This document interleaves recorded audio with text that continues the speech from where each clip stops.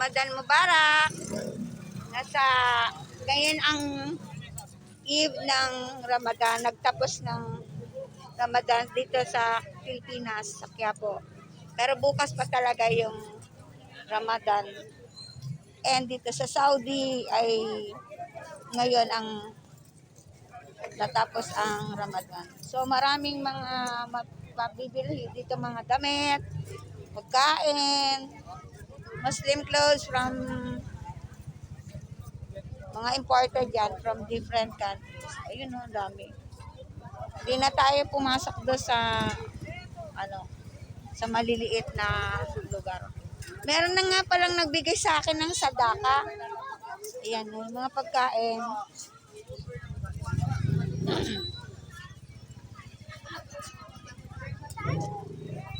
Happy Ramadan, Aileen Pen, and sino ba? Si Raisa May Manalao. Ay, ang gaganda ng dress. Puro imported. From Indonesia, Jakarta, Bangkok, Thailand. Nandito tayo sa palengke. Magbili nga ako kasi kumain ako ng lugaw.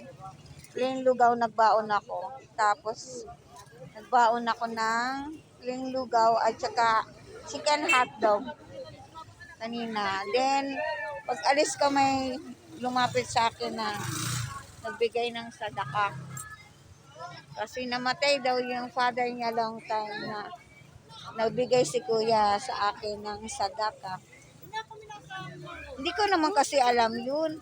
So, ang dami-dami mga pagkain dito. Parang gusto ko yung banana cake. Magkano dito sa puto? 10. Ano to, banana? 15, yes. Banana? Puto banana. Puto banana. Dami pa yun. Puto banana. Ito, biko. Biko. Magkano sa biko? 10. Ay, matabang yan. Ito lang muna, be. Isa lang, kasi nagkain ako eh. So, marami pa yung pagkain. Pupunta pa tayo doon sa palengke. Ayun. Ikot lang, sandali lang.